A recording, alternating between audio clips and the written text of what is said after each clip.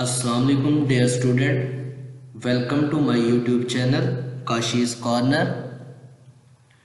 Dear student, last lecture में हमने पढ़ा था साल्ट एनालिसिस और उसके बाद कंफर्मेटरी टेस्ट फॉर कार्बोनेट। आज का जो लेक्चर है हमारा वो है कंफर्मेटरी टेस्ट फॉर बाइकार्बोनेट, कि हम बाइकार्बोनेट को कैसे डिटेक्ट करने के बाद जो है वो कंफर्म कर सकते हैं। इसके लिए भी हमें वही प्रोसेस स्टार्ट से करना पड़ेगा कि सबसे पहले जो है हमने इंडिकेशन टेस्ट करने हैं। इंडिकेशन मिलने के बाद जो है फिर हमने जो है उनके कंफर्मेटरी टेस्ट करने हैं। तो जिन लोगों ने पिछले लेक्चर नहीं देखे उनसे गुजारिश है कि वो पहले पिछले लेक्चर्स में इंट्रोडक्शन जो है वो एक दफ़ा सुन लें, उसके बाद जो है वो इस लेक्चर की तरफ मूव आउट करें। तो आज का जो हमारा लेक्चर है वो है कंफर्मेटरी टेस्ट, या हम कह सकते हैं detection and confirmatory test for bicarbonate. हमने इसके लिए क्या करना है, एक टेस्ट ट्यूब लेनी है। टेस्ट ट्यूब में हमने डिस्टिल वाटर लेना है। वाटर लेने के बाद हमने अननोन बाइकार्बोनेट, कि हमने लेना तो बाइकार्बोनेट का साल्ट ही है क्योंकि हम कंफर्मेटरी टेस्ट कर रहे हैं, लेकिन सपोज कर लें कि वो हमारे लिए पहले जो है वो क्या था, अननोन था। तो हमने क्या करना है, try to dissolve the salt in water.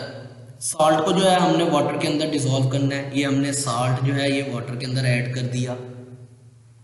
उसके बाद हमने क्या करना है, हमने चेंजेस नोट करनी है कि साल्ट को वाटर के अंदर ऐड करने के बाद किस तरह की चेंजेस आ रही हैं, कि साल्ट डिसॉल्व हो रहा है या नहीं हो रहा। तो चलें देखते हैं। तो हमने देखा कि नेक्स्ट टेस्ट ट्यूब में हमें किसी किस्म के कोई प्रेसिपिटेट या पार्टिकल जो है वो नज़र नहीं आ रहे। तो ये किस बात का इंडिकेशन है कि साल्ट जो है वो क्या हुआ, वो वाटर के अंदर सॉल्युबल हो गया। हमने नोट द चेंजेस नोट की। हमने देखा कि साल्ट जो है वो वाटर के अंदर सॉल्युबल है। अगर तो साल्ट सॉल्युबल है तो फिर हमने क्या करना है, हमने देखना है कि ये क्या इंडिकेट कर रहा है हमें। इट में indicate the presence of carbonate और बाइकार्बोनेट। ये कार्बोनेट की प्रेजेंस भी इंडिकेट कर सकता है और बाइकार्बोनेट की भी कर सकता है क्योंकि सॉल्युबल है। तो हमने यहाँ पे किस चीज़ के कंफर्मेटरी टेस्ट करने हैं, वो हमने करने हैं बाइकार्बोनेट के। तो फर्दर हम क्या करेंगे, हमने साल्ट को जो है वो हीट करने की कोशिश करनी है।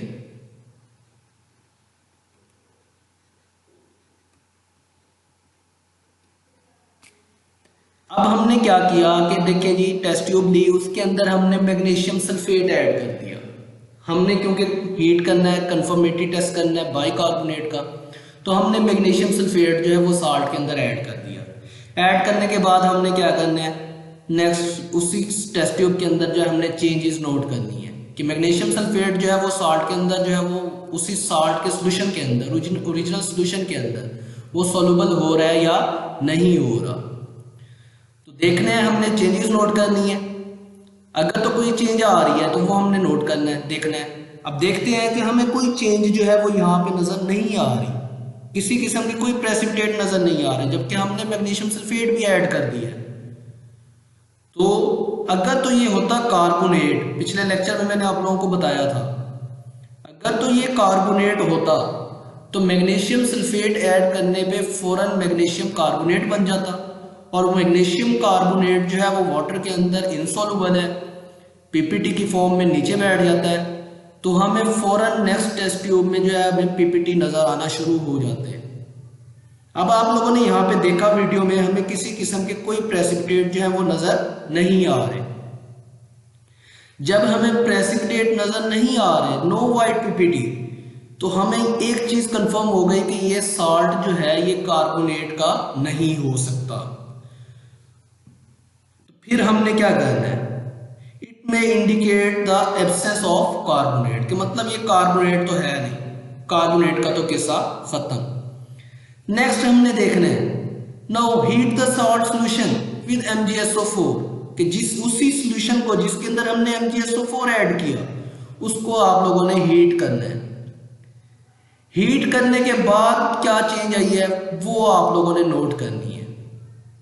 चलें जी देखें, बहुत प्यारा सा मैंने बर्नर बनाया है आप लोगों के लिए। तो ये बर्नर आ गया, बर्नर पे हमने टेस्ट ट्यूब को जो है वो हीट करना है।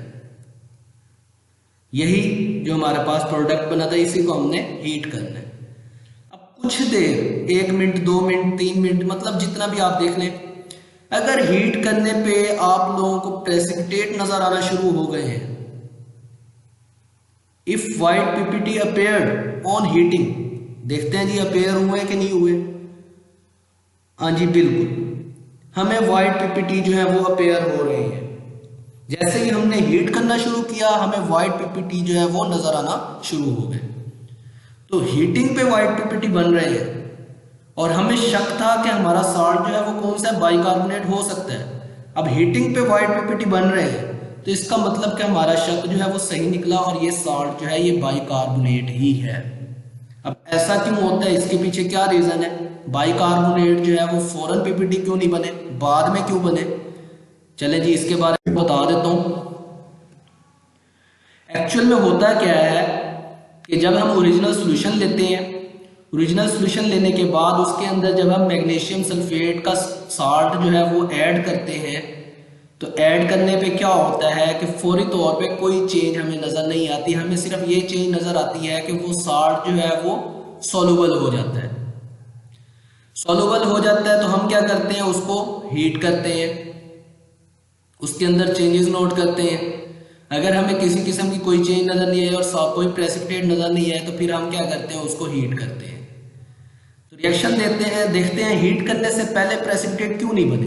तो रिएक्शन की तरफ देखें, अगर हमने सपोज स्ट्रोशियम क्लोराइड ली है और उसके अंदर हमने सोडियम बाइकार्बोनेट का साल्ट का जो सॉल्यूशन था उसके अंदर हमने स्ट्रोशियम क्लोराइड ऐड कर दिया, हुआ क्या, हमारे पास प्रोडक्ट में क्या बना, स्ट्रोशियम बाइकार्बोनेट बना।